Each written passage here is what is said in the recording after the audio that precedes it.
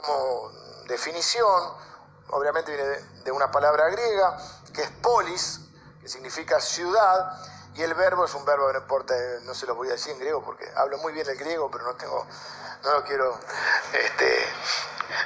la palabra se podría traducir como administrar o gobernar una ciudad, y ahí viene política, ¿no? El verbo, que es politeumai, una cosa así.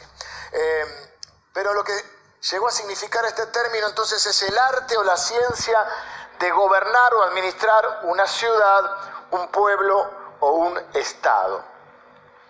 Los cristianos históricamente en América Latina, la Iglesia Evangélica, no se involucró directamente en lo que es la política partidaria. Sí, en los últimos años, finales, por varias razones, teológicas, sociológicas, por cómo comenzó la obra en América Latina, con misioneros extranjeros que venían con sus agencias misioneras, las cuales obviamente, sanamente indicaban que no hubiese que tuvieran que trabajar donde fuera, con los gobiernos que fueran, en momentos diferentes que ha pasado América Latina. Pero en la última parte del siglo XX, esta realidad fue cambiando y ha habido experiencias como las de Brasil, Perú, Guatemala, Colombia, experiencias que han sido bastante polémicas y a mi entender, como les dije siempre, mi opinión es limitada y muy particular, han traído más confusión que otra cosa. Por poner un ejemplo, las iglesias evangélicas apoyaron en un momento al candidato Fujimori de Perú. Luego llegó a la presidencia, disolvió el Congreso, fue juzgado por violación a los derechos humanos. Hoy el mundo está muy conflictuado con el tema de la política. En los Estados Unidos es un tema de debate entre los cristianos. Brasil es otro ejemplo. ¿Y qué ha sucedido en los últimos tiempos? Que la iglesia evangélica ha tomado visibilidad, porque sí hay una parte de ese hacer política, que ahora vamos a ver, que es válido, a mi forma de ver, que no es la política partidaria, pero sí buscar el bien común. Entonces la iglesia evangélica tiene una gran obra social, en el sentido del trabajo que realiza. Yo he estado en diferentes ocasiones conversando con gente,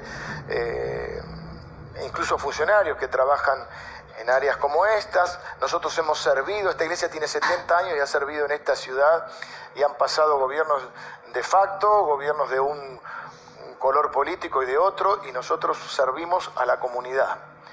No apoyamos ni nos pronunciamos a favor de ningún candidato político. Pero en ese servicio cristiano, sobre todo a los más necesitados, o también la iglesia abarca otro tipo de necesidades, personas que atraviesan una enfermedad, personas que atraviesan un duelo, problemas familiares, trabajamos con la juventud, trabajamos en diferentes necesidades del ser humano. Esa es una manera en que la iglesia hace política, sirviendo a su comunidad y buscando el bien común. Y eso tomó visibilidad. Los propios funcionarios reconocen que cuando hay alguna ayuda por una inundación o algo, las iglesias evangélicas se movilizan, entre otras organizaciones, no somos los únicos ni muchos menos, y que cuando hay una ayuda llega a destino. La función en el tejido social tan desgastado en este tiempo, en barrios marginales, la presencia de la iglesia, la figura del pastor, son figuras que han sido reconocidas. Pero también, al tomar visibilidad, también la Iglesia de Cristo ha comenzado a ser tironeada desde varios lugares. Porque claro, al ver la visibilidad y al ver un número creciente de personas, también, ¿qué ven los políticos detrás de eso? Votos. Así que de eso es que quiero hablar un poco, porque mirándola a la luz de las Escrituras, cuando Jesús comienza a ser una figura pública, Jesús comienza a ser tironeado. Están los celotes. Por ejemplo, se cree que Judas era celote. Los celotes eran un grupo, estaba otro de sus seguidores llamado Simón el Celote. Los celotes querían una revolución, pensaban que Jesús venía a hacer una revolución, ellos estaban bajo el imperio romano. Entonces cuando Jesús viene y dice, Jesús tiene que aclarar, mi reino no es de este mundo, porque cuando Él se levanta como un líder, como una figura pública, muchos lo querían usar también. Algunos lo seguían, otros lo querían usar, veían en Él una figura para utilizarlo para generar una revolución contra el imperio romano. Y la iglesia no está ni para venderse ni para dejarse usar. Y a veces hay personas que creen que son más vivos que los políticos. Y la iglesia no está para establecer o para buscar beneficios propios a cambio de acuerdos políticos. ¿Cuál es la ahora voy a volver a eso, pero ¿cuál es la responsabilidad del cristiano? Una manera de expresarnos ya como individuo, tenemos que separar iglesia e institución del cristiano en particular. La iglesia de Cristo, entonces, debe entenderse, puede ser la iglesia local o una denominación, y nadie puede adjudicarse el pensamiento de todo un grupo, de una masa de gente en la cual convivimos y en la cual pensamos muchas veces diferente. Una cosa soy yo como pastor de esta congregación, donde sí puedo intentar expresar o presentarme como representante de alguna manera de una voz en cuanto a asuntos de fe. No en todos tenemos que estar exactamente de acuerdo, pero ustedes reconocen en mí un líder espiritual en cuanto a las... Yo soy el pastor de esta congregación. Yo no puedo de ninguna manera, en base a eso, adjudicarme el pensamiento político de ustedes. Ni decir porque nosotros somos 3.000 o 4.000 personas, las 3.000 o 4.000 personas van a votar lo que yo diga. Sería un insulto a la inteligencia de ustedes y un menosprecio. Yo no tengo sus votos, ni los quiero tener. Y yo represento, y lo he aclarado, a todos ustedes en cuestiones de fe, pero cada uno de ustedes tiene la libertad, es uno de nuestros principios, la libertad de conciencia, de pensar y de adherir a una idea política o no. Ahora, ¿qué pasa con la persona individualmente, con el creyente individualmente? ¿Cuál es la responsabilidad que tiene? Porque también decimos, yo no hago política, y en cierta manera todos hacemos política porque tenemos responsabilidad como ciudadanos del país en el que estamos. Sea que hayas nacido aquí, sea que seas un inmigrante, la mayoría de nosotros somos hijos de inmigrantes o nietos de inmigrantes, y Dios nos ha puesto en este lugar para bendecir esta tierra. Así que la pregunta creo que no es si debemos participar o sino cuál debe ser nuestra responsabilidad o nuestra participación política. No estamos obligados, obviamente, a militar en un partido o una causa, pero sí podemos hacer política desde nuestro lugar. 3 pasajes voy a mencionar en esta mañana. El primero está en Marcos capítulo 12, versículo 13. Ahí a Jesús lo empiezan a tironear. Y dice que le enviaron a algunos de los fariseos y de los herodianos. ¿Ven? Facciones. Los fariseos eran un grupo religioso, porque también era tironeado por grupos religiosos. Los herodianos, estaban los saduceos, estaban los fariseos, estaban los celotes, estaban los romanos. Dice, y le enviaron a algunos de los fariseos y de los herodianos para que le sorprendiesen en alguna palabra. En otras palabras, querían hacerle pisar el palito. Algunos querían llevar agua para su molino, algunos le tenían, directamente le tenían...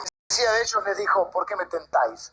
No porque se iba a tentar a tener un cargo político o algo así, sino ¿por qué me buscás para hacerme caer? Traedme la moneda para que la vea. Ellos le trajeron y les dijo, ¿de quién es esta imagen y la inscripción? No dijo que el dinero era todo de él, dijo, ¿de quién es la imagen y la inscripción? Ellos le dijeron, de César. Respondiendo Jesús les dijo, dad al César lo que es de César y a Dios lo que es de Dios, y se maravillaban de él. Dice, otra vez, no pudimos. Ni todavía, hasta el día de hoy no podemos terminar de entender la profundidad de lo que quiso decir. Pero una cosa está clara. Jesús dijo lo que después dijo, decía uno en la tele, no sé, un personaje, una cosa es una cosa y otra cosa es otra cosa. No mezclemos. Y si hay algo que los cristianos hemos proclamado siempre, por eso no entiendo esta confusión, honestamente no los entiendo a veces. La iglesia y el Estado es asunto separado. Son 2 cosas diferentes. La única vez que tuvimos un emperador que se convirtió, los cristianos habrán pensado, ¡oh! Se convirtió la mamá de Constantino, le predicó a Constantino, se convirtió Constantino, ahora el evangelio va a crecer, el evangelio entró en decadencia.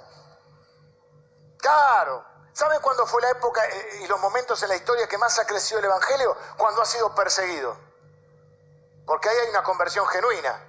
Porque si uno te dice, mira, si te haces cristiano, de nosotros te damos auto, casa, cargo público y todos somos cristianos, ¿no?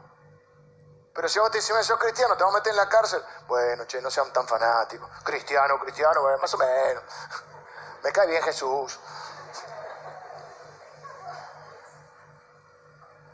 Entonces cuando escucho que se acuerdan una época que se convierta Dieguito Maradona, que se convierta el presidente, que se convierta...